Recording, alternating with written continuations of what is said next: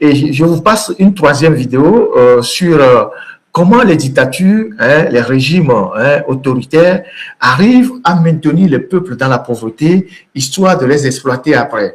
Vous avez tous lu La servitude volontaire d'Étienne de la Boétie, vous avez lu aussi certainement Machiavel, et ce sont des ouvrages qui inspirent généralement les pouvoirs autoritaires, surtout Machiavel, le prince. Ils en livrent énormément, ils ont des conseillers qui en lisent et qui leur extraient les méthodes pour pouvoir maintenir les populations sous domination. Suivons cette vidéo ensemble. Et c'est lié à cette histoire de Novici de ces jours-ci. Garder le peuple pauvre et préoccupé. Un corps épuisé n'a plus la force de se rebeller. Un homme affamé rêve seulement de pain, jamais de détrôner des princes. L'ouvrier surmené réclame du sommeil, pas de la justice. Donnez-leur juste assez pour survivre, jamais assez pour s'élever. Et ils resteront dociles, reconnaissants pour quelques miettes. La prospérité est un poison pour le pouvoir. Les ventres pleins deviennent oisifs.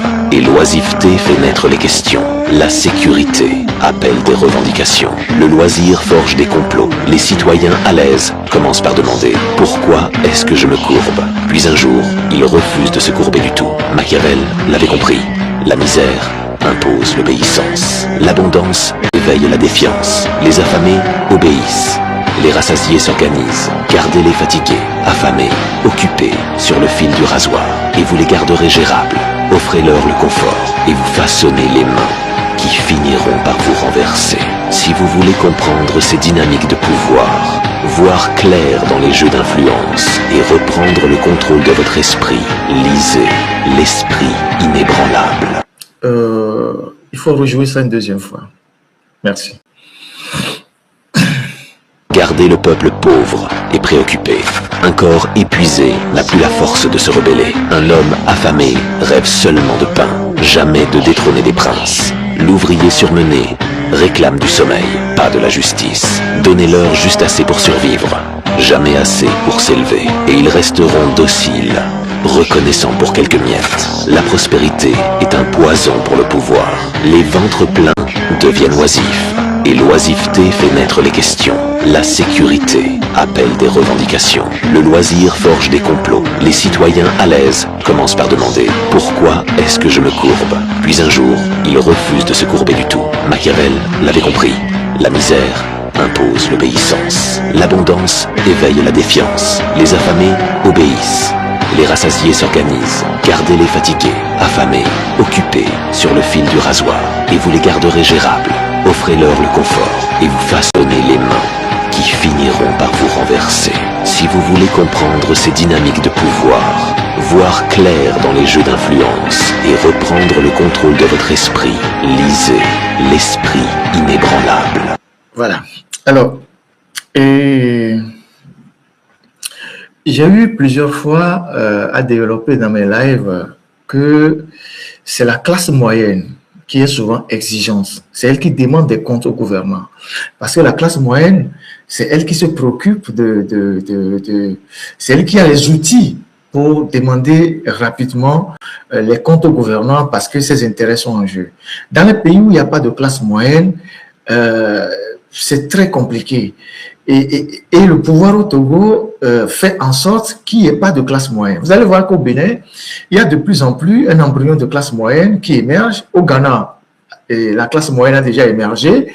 Et c'est la classe moyenne qui se préoccupe rapidement des infrastructures, du cadre de vie, de la santé. C'est la classe moyenne parce que une fois que les gens ont un peu de moyens, ils ont des revendications. Ils se demandent pourquoi on n'a pas fait ci, pourquoi on n'a pas fait ça. Donc, au Bénin, par exemple, de plus en plus, il y a une classe moyenne qui émerge. Et donc, c'est elle qui consomme. Vous voyez, les riches ne consomment pas. Les riches, en général, quand les vrais riches, pas les parvenus, les vrais riches, ce qu'on appelle les riches, c'est pas ceux qui ont escamoté l'ascenseur social. Les vrais riches, vous allez le voir, un riche, il achète une montre Rolex pour peut-être toute la vie, ou il achète une chaussure très chère pour toute la vie, ou deux vestes pour la vie. Mais la classe moyenne, elle consomme régulièrement. Quand il y a un iPhone 17 qui sort, il achète. La prochaine fois qu'il y a iPhone 18, il achète. La prochaine fois qu'il y a iPhone 19, il achète. Et la prochaine fois qu'il y a un modèle de voiture, il achète. Ça, c'est la classe moyenne. Les riches, il va acheter une Porsche Panamera qu'il garde comme collection pour c'est un investissement. Mais la classe moyenne, c'est elle qui achète régulièrement, c'est elle qui consomme. Et donc, les dictatures, les régimes autoritaires ont compris que quand vous faites émerger la classe moyenne, elle est exigeante. Et donc, c'est pour ça qu'au Togo, on maintient tout le monde dans la pauvreté. Donc, l'écart entre la minorité qui est la minorité de parvenus, parce que ce ne sont pas des riches, ceux qui ont l'argent au Togo, c'est des parvenus. Ce pas des gens qui ont travaillé à la force de leurs bras, qui ont créé des entreprises pour devenir des millionnaires ou des milliardaires. C'est des gens qui ont volé l'argent public et qui sont devenus riches.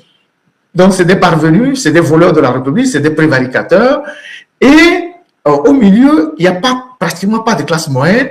Et au bas de l'échelle, il y a la majorité qui croupit dans la misère. C'est ce qu'il a expliqué dans cette vidéo, faisant écho au livre de Machiavel, Le Prince, que les dictateurs mettent régulièrement en marche pour écraser les peuples. Donc, vous comprenez l'esprit dans lequel cet argent de Novici a été distribué juste pour, à un moment donné, étancher la soif du peuple qu'on a réduit à la misère totale.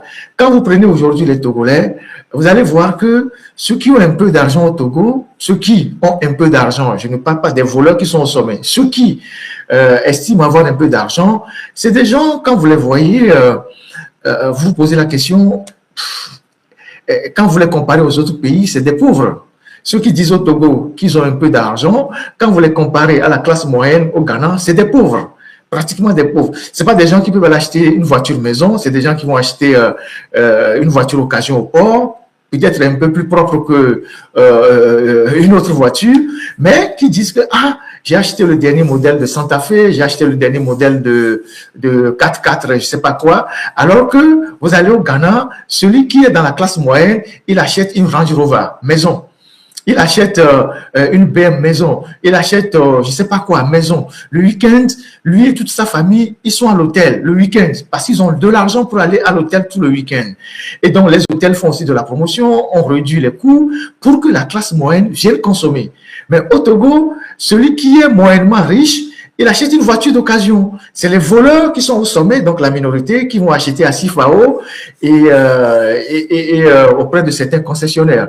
Donc, quand on est dans ces situations-là, c'est de plus en plus compliqué et donc il faut continuer par sensibiliser, parler aux Togolais, leur montrer à la figure le drame qu'ils vivent, les dangers de leur apathie, les dangers de leur silence, les dangers de la léthargie dans laquelle ils se sont enfermés pour enfin fouetter leur ego pour que ce peuple-là se réveille. Et donc,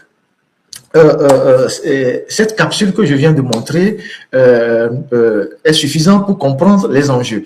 Si vous allez un peu au Bénin ces derniers temps et vous allez au Ghana ces derniers temps, vous allez voir que cette classe moyenne, c'est elle qui est dans les cités. C'est elle qui est dans les logements, pas les logements sociaux, mais les logements bon, qu'on considère pour la classe aisée. C'est cette classe moyenne qui se trouve dans ces logements-là qui constitue un cadre de vie assez sain, amélioré, avec toutes les commodités pour les gens qui ont émergé dans la société. Espérons qu'un jour, les Togolais en arrivent à ce niveau pour tirer la majorité qui est encore dans la pauvreté vers le haut pour que le pays puisse amorcer un développement plus ou moins acceptable. Ces derniers temps, et vous allez au Ghana ces derniers temps, vous allez voir que cette classe moyenne, c'est elle qui est dans les cités. C'est elle qui est dans les logements, pas les logements sociaux, mais les logements bon, qu'on considère pour la classe aisée. C'est cette classe moyenne qui se trouve dans ces logements-là, qui constitue un cadre de vie assez sain, amélioré, avec toutes les commodités pour les gens qui ont émergé dans la société. Espérons qu'un jour, les Togolais en arrivent à ce niveau pour tirer la majorité qui est encore dans la pauvreté vers le haut pour que le pays puisse amorcer un développement plus ou moins acceptable. Ces derniers temps, et vous allez au Ghana ces derniers temps, vous allez voir que cette classe moyenne, c'est elle qui est dans les cités. C'est elle qui est dans les logements, pas les logements sociaux, mais les logements bon, qu'on considère pour la classe aisée. C'est cette classe moyenne qui se trouve dans ces logements-là, qui constitue un cadre de vie assez sain, amélioré, avec toutes les commodités pour les gens qui ont émergé dans la société. Espérons qu'un jour, les Togolais en arrivent à ce niveau pour tirer la majorité qui est encore dans la pauvreté vers le haut pour que le pays puisse amorcer un développement plus ou moins acceptable.